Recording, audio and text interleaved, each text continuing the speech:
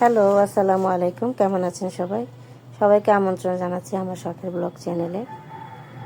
আজকে আমি আপনাদের সাথে বিকেলের একটি নাস্তা শেয়ার করব, যেটা আমি শীতের মধ্যে বেশিরভাগই খাওয়া হয়।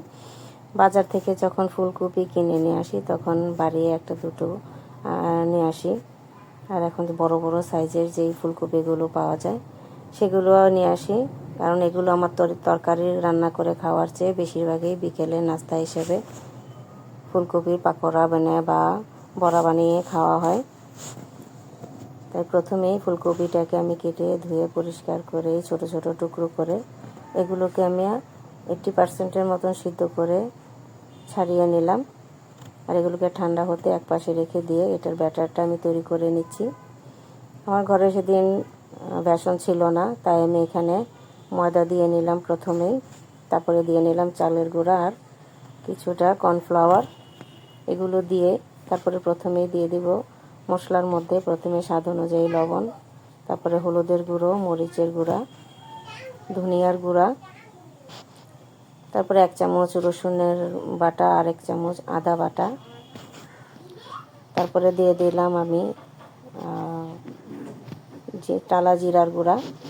সবগুলো মশলা দেওয়ার পর আমি এখানে অল্প অল্প করে পানি দিয়ে এটাকে একটা ব্যাটার তৈরি করে নেব। একবারে ঘনও না, আবার একেবারে পাতলাও না, এরকম একটা ব্যাটার তৈরি করে নেব। তাই আমি এখানে অল্প অল্প করে পানি নিচ্ছি আর এগুলোকে মেখে নিচ্ছি, কারণ একবারে পানি দিলে দেখা যায় আন্দাজটা করা যাবে না আর এগুলো একটু দলা দলা থেকে যাবে। তাই আমি অল্প অল্প করে পানি দিয়ে আর এগুলোকে স্মুথ একটা ব্যাটার তৈরি করে নেব। আর অন্যদিকে কিন্তু আমি চুলায় তেল বসিয়ে দিয়েছি গরম হওয়ার জন্য। আর শেষমেশ দিয়ে দিলাম এখানে কিছু ধনিয়া পাতা কুচি। এটা দিলে এটার খাবারের স্বাদটা কিন্তু একটু বেড়ে যাবে। তেলটা বসানোর পর তেলটা একবারে হাই গরম লাগবে।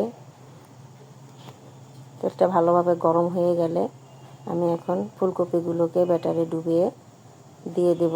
যেহেতু ফুলকপি আগে থেকেই মোটামুটি সিদ্ধ করা, তাই এখানে হাই হিটে এগুলো ভেজে নেব। তো একে একে আমি ব্যাটারে ডুবিয়ে ডুবিয়ে ফুলকপিগুলোকে দিয়ে দিচ্ছি। প্রথমে কিন্তু সাইজগুলো মোটামুটি সাইজ করে নিয়েছি আমি। ফুলকপির সাইজগুলো একেবারে বড়ও না, একেবারে ছোটও না, এরকম আকৃতির করে নিয়েছি। সবগুলোকে দেওয়ার পর এগুলোকে আমি উল্টিয়ে পাল্টিয়ে ভেজে নিচ্ছি। প্রথমে যেগুলোর মধ্যে কালার চলে আসছে সেগুলোকে আমি উঠিয়ে নেব।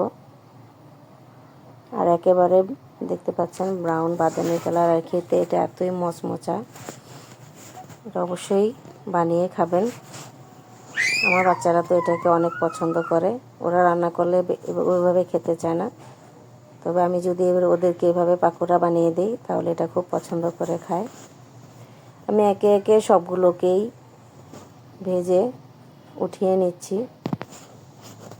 প্রথমবার ভাজার পর তেলটাকে একটু ঠান্ডা করে নেবেন, তারপরে আবার দ্বিতীয়বার দিবেন, কারণ যেহেতু তেলটা অনেক গরম থাকে তাই পরেরগুলো দিতে দিতে দেখা গেছে কালার চলে আসবে। তাই একটু ঠান্ডা করে তারপরে দিবেন। আর এই তো আমি এটা সবগুলো ভাজা হয়ে গেলে এখন দিয়ে দিচ্ছি ম্যাগি যে মশলাটা থাকে সেটা। এটা দিলে আর কিচ্ছু লাগবে না, সসও লাগবে না।